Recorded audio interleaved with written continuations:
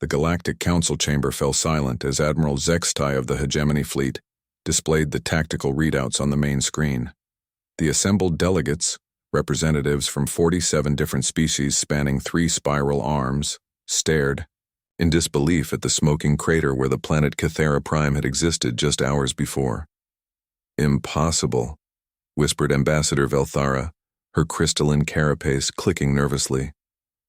"Our sensors show only one projectile, a single kinetic round." Admiral Zextai's 4 eyes swiveled independently as he processed the data streams. "The humans call it a relativistic kill vehicle. Crude name for such." He paused, searching for the right word. "Effective technology." High Counselor Mordun rose from his floating dais, his gaseous form rippling with agitation. "You're telling us that these primitives from the 3rd spiral arm destroyed an entire world with one shot, from their wooden ships held together with metal bolts?" The mockery that had filled the council chambers for months suddenly felt hollow. Earth's first diplomatic vessel had arrived 6 months ago, a boxy, ungainly thing that looked like it had been welded together in a garage. The human ambassador, Sarah Chen, had endured endless ridicule about humanity's adorably primitive technology. Ships that relied on chemical propulsion, hulls made of steel alloys, computers that used binary code instead of quantum matrices. "Show them the engagement footage," Zextai commanded. The holographic display flickered to life, showing the moments before Cathera Prime's destruction. The Catheran defense fleet had been impressive. 300 vessels equipped with plasma cannons, singularity bombs, and reality-warping drives that could fold space itself.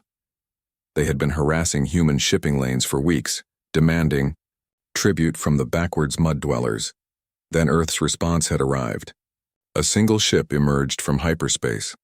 Not the sleek organic curves of advanced galactic technology, but an angular monstrosity that looked like a flying cathedral of metal and ceramic. The UES Retribution was 3 kilometers long, bristling, with what appeared to be primitive projectile weapons. The Catheran admiral had laughed so hard he'd ruptured his gas bladders.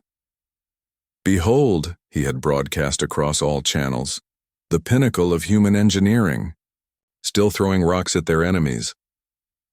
The human captain had responded with characteristic brevity. "Affirmative. 1 very fast rock." The footage showed the moment of firing.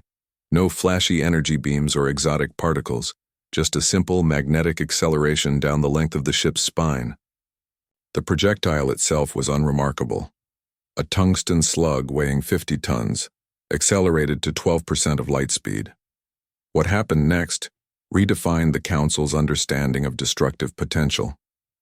The slug punched through Cathera Prime's atmosphere in nanoseconds. The planet's advanced shield generators, capable of deflecting stellar-class weapons, might as well have been tissue paper. The projectile struck the northern continent with the energy of a stellar collision, instantly, vaporizing millions of cubic kilometers of rock and metal. But humans, it turned out, had done their homework. The slug had been precisely aimed at the planet's largest tectonic fault line. The impact triggered a cascading geological collapse that shattered the world's crust like an eggshell. Within minutes, Cathera Prime had broken apart, its molten core painting space with ribbons of superheated debris. The kinetic energy was equivalent to approximately 15 novae, Admiral Zextai continued, his voice unusually subdued. But the real genius was in the targeting. They turned the planet's own geology into a weapon. Ambassador Chen materialized in the council chamber via hologram, her expression impassive. The human looked impossibly young and fragile compared to the assembled aliens. No natural armor, no redundant organs, no ability to process radiation or survive in vacuum. Yet every being in the room now regarded her with newfound respect, tinged with terror. "The hegemony regrets the loss of life on Cathera Prime," Chen stated formally. "However, their government was warned repeatedly to cease attacks on civilian vessels. Earth does not make empty threats." High Counselor Mordun's gaseous form rippled. "How many of these relativistic weapons do you possess?" "Every human vessel carries at least one," Chen replied matter-of-factly. "Our heavy cruisers carry dozens. We have over 3,000 ships in active service.